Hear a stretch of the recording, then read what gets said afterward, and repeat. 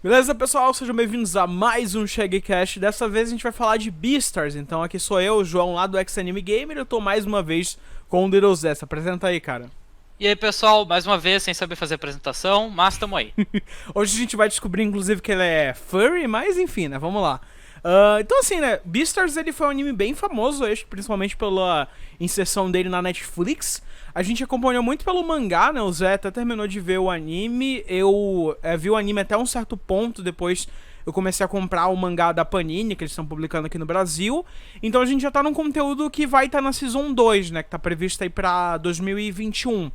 Então a gente vai comentar muito sobre isso, mas só uma pequena sinopse aí, caso você não saiba nada de Beastars. Mas ele acompanha a história do Legoshi, né? Que ele é um lobo, e ele trata muito dessa temática de animais antropomórficos. Então, tem essa escola, que ele é um aluno da escola, e lá a gente tem essa dualidade entre os herbívoros e os carnívoros, né? Uma convivência que eles acabam tendo, até criando uma certa linha tênue, e é muito sobre a história do Legoshi se descobrindo, né, e tudo, como é um carnívoro, e tentando até ir contra a própria natureza que ele tem, e o próprio descobrimento, pessoal que ele tem, né, em relação ao amor e vários assuntos dessa temática escolar, né? É, todo o foco e desenvolvimento que o Legoshi tem ao longo da obra é sempre muito voltado pro autoconhecimento, sabe? Ele entender o que ele é e quem ele é, e entendendo as diferenças dos carnívoros e herbívoros. Isso até serve muito bem narrativamente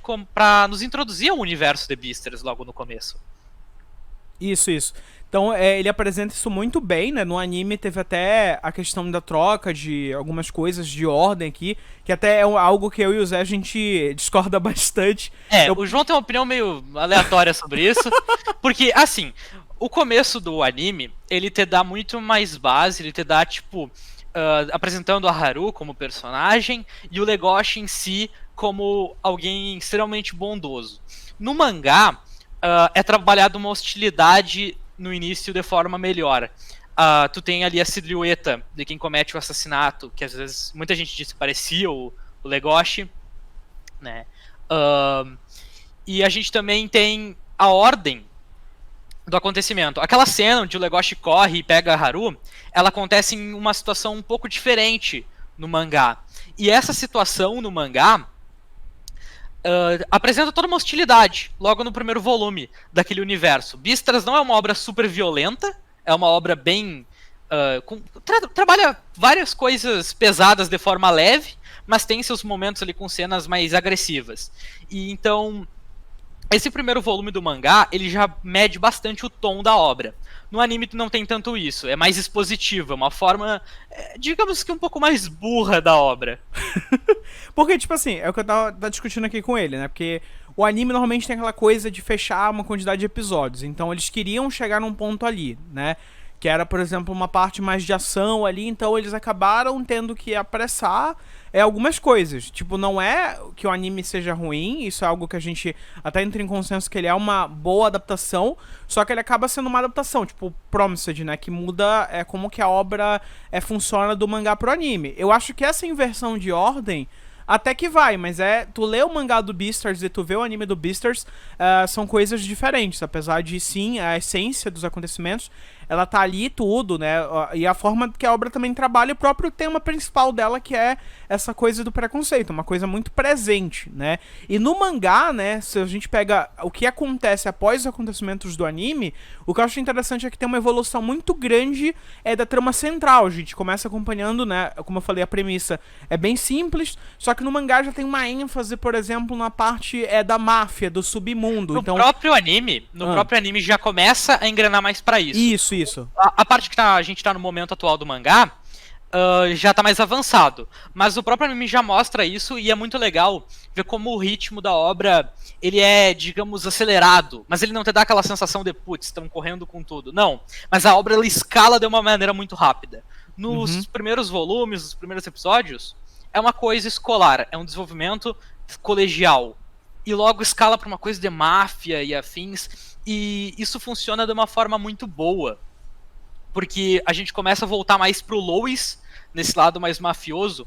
E isso é legal, porque o Lois, ele é um animal frágil, ele é um herbívoro, mas ele tem todo um desenvolvimento calcado em se tornar alguém mais violento, alguém mais intimidador. O Lois é um personagem imponente, enquanto o Legoshi, ele é um personagem totalmente ao contrário.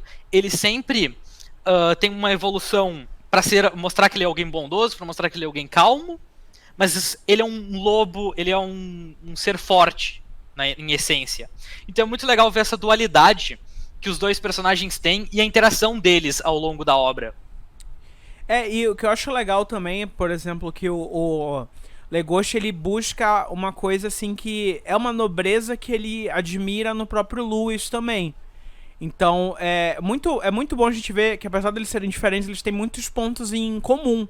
Né, que a imagem do Lois, por exemplo, ela acaba servindo como uma grande inspiração, né? Porque tem toda aquela história ali do Beastar, né? Oi. Os dois, eles são muito opostos, mas eles têm um objetivo muito parecido. O desenvolvimento do Lois, ele é muito diferente do desenvolvimento do Legoshi, mas os dois têm o mesmo ponto, que é, sou um herbívoro e quero ser forte, e sou um carnívoro e quero ser fraco, entre aspas. Né? Quero ser menos ameaçador. Então, o desenvolvimento é parecido, mas é muito diferente ao mesmo tempo. É por isso que eles um admira o outro, né? Tipo, olha, esse cara, ele tem uma característica que eu não tenho. Eu admiro ele por isso. Eu busco aquilo que ele tem. Né? É muito isso. Cada um, apesar de eles estarem indo para caminhos bem diferentes atualmente na obra, cada um busca uma coisa em comum ao outro. Então, acho que isso funciona de uma forma brilhante até, né? As interações deles, elas são muito bem feitas, porque eles acabam sendo muito trabalhados nesse momento atual em pontos diferentes, assim, da obra, né? Tipo, você vai ver um foco mais no Lewis, mas é o Lewis sem interagir com o Legoshi. As interações, elas vão ficando mais escassas, né, ao decorrer do mangá. E isso é muito bom, porque quando eles trazem os dois de volta, funciona bem. Tipo, olha, eles ainda têm aquela coisa ali e sempre um buscando algo que o outro não tem. Que o outro tem ali que ele queria puxar, né? E não só o Lois e o Legoshi são personagens muito bons, como os personagens de apoio também têm um bom desenvolvimento e funcionam de uma forma bem interessante. A Juno, a Haru. Elas têm os seus arcos. Uhum. Não pode falar. Eu acho que é bem brilhante como eles acabam trabalhando isso, porque, por exemplo, as duas elas têm uma importância grande na trama, só que não parece que eles estão te enrolando quando eles colocam esses secundários ali. Às vezes a gente tem esse desnível, né, de desenvolvimento. Os protagonistas, eles estão num patamar de desenvolvimento muito mais alto e tudo, só que esse mangá, ele cadencia bem isso. Eu não sinto que ele tá me desviando do foco, né? Eu sinto que realmente aquilo tá agregando na história, na narrativa, e fora que elas têm conexões muito grandes com os dois. Então não tá totalmente alheio. A Juno e a Haru, que são os secundários que mais ganham destaque, até a parte que a gente tá, elas funcionam muito bem porque ou elas têm um desenvolvimento que agrega muito pro Legoshi ou pro Lois, que agrega muito, ou então pro universo. Tem capítulos da Juno que tu não desenvolve diretamente os protagonistas, mas que tu desenvolve muito bem o universo. Tu vê muito como é a relação dos carnívoros e dos herbívoros nele. Porque na obra tem esse desenvolvimento de tipo, os carnívoros e os herbívoros, eles vivem em conjunto. Os personagens, eles são amigos e eles vivem em conjuntos. Mas a partir do momento que acontece qualquer coisa, qualquer problema envolvendo carnívoros na escola, os herbívoros já começam a se voltar contra os carnívoros. Então é muito legal porque essa obra, ela trabalha muito bem essa relação de amizade dos personagens. Que ela, a qualquer momento, ela pode mudar por causa de um problema que outro carnívoro fez. Sabe? Ele questiona bastante como que é a interação dos dois lados. Isso é verdade. E até assim, nessa questão ainda na linha dos secundários, né? Também tem outros personagens secundários ali que eles aparecem, só que não necessariamente eles estão desenvolvendo o personagem em si, mas é mais uma coisa sobre o universo. Uma situação lá de uma galinha, que a gente tava até discutindo, que é uma coisa para falar dessa linha tênue e até também da interdependência que aqueles seres têm. Tipo, um depende do outro ali, né? Que até também uma coisa que eu acho que talvez seja inspirada no ciclo natural dos animais, talvez. Só claro, na obra tá puxado mais pra uma coisa humana mesmo, de questão ali de alimento também, de até emocional, né? Em muitos casos a obra trabalha muito disso, de você, às vezes, né, tipo, conseguir se abrir com uma pessoa que é muito diferente de você, que você nunca imaginou que você conseguiria trazer um certo tema pra ela, mas você consegue interagir até melhor do que aqueles seus similares, digamos assim.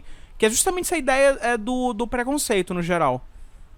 Então, e outro ponto polêmico que eu quero entrar aqui sobre o Beastars é a arte. O ele gosta muito do Makoto Shinkai, ele é muito macoteiro, ele não gosta tanto da arte. Eu acho a arte do Beastars, ela pode não ser a coisa mais inovadora do mundo, mas eu acho que ela pega um estilo de arte que já existia e consegue fazer de uma forma muito boa. O Beastars ele tem um traço muito cartunesco, só que eu acho que tem que ser um traço cartunesco. Ia ser horrível se Beastars tivesse um traço do Takehiko Inoue, sabe? Ia ficar muito bizarro. Então, assim, o João ele não gosta porque acha a arte muito rabiscada. Eu acho uma besteira porque, tipo, o anime, por exemplo, tem uma apresentação visual melhor. Ele tem uma apresentação de traço melhor, os cenários já são bem bonitos desde o começo. Por mais que seja um anime em 3D, ele é muito bem feito. O mangá, principalmente no começo, ele é bem rabiscado mesmo. Mas a autora, ela consegue fazer uma quadrinização e ela consegue fazer os personagens em determinadas expressões, digamos assim, que passam muito bem o que eles querem dizer. Tipo, o rabo do Legoshi tá balançando nesse quadro. A expressão do Legoshi tá sempre com a cara de sonso. E é muito difícil botar expressão numa obra com animais, né? Mas ela consegue fazer isso muito bem. Cada personagem passa muito bem as coisas. Tipo o Lois, ele é um personagem que, mesmo sem falar nada, tem quadros muito imponentes. Tipo, assim, nessa questão do ritmo, eu gosto. Acho que é um ritmo, assim, bem acelerado. A quadrinização funciona muito bem ali. Essa coisa dele tentar passar o lado, né, humano, mesmo sendo animal, eu acho que passa muito bem. Agora, o meu negócio é com o traço em si, né, do Beastars. Que eu acho, às vezes, sim, em certos pontos ele é meio rabiscado, alguns pontos ele é meio desproporcional ali no frame, e alguns frames eles dão a entender uma coisa e não é bem aquilo, né? Por causa ali da forma que os personagens estão sendo posicionados na cena, em alguns casos ali. Então, às vezes acaba sendo uma coisa meio chapada, dependendo da situação. Muito em cenas de luta, óbvio que, tipo, não é o foco do mangá, Cara, mas ser focado em luta. Mas as cenas de luta, tipo, é um soco ou outro que tem, sabe? Não, tipo, não, não é um mangá de ação. Mas mesmo assim é muito chapado. Eu acho que... cara, toda obra que o foco principal não é luta, quando ela tem luta, fica mais simples. É só ver no Shagcast de Moriarty a gente cita isso. Nas cenas de ação é bem simples. É bem mais simples mesmo. Mas, tipo assim, no geral, até em diálogos eu acho que tem alguns momentos que fica meio chapado ali a cena, sabe? A proporção, eu sinto muito essa questão de proporção. A luta é só um exemplo maior ali, que sim, não o foco do negócio não é esse. Se você viu o anime e pensa que não é bem assim. É bem na narrativa mesmo, mas é só um comentário.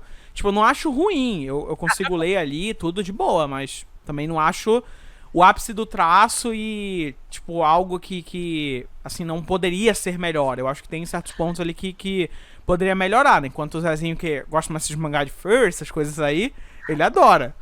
Não, eu não acho assim o traço pináculo da humanidade, mas eu acho que sim é uma arte que, pra uma obra nesse estilo, funciona perfeitamente. Eu acho que funciona, acho que funciona assim. Essa questão de funcionar assim.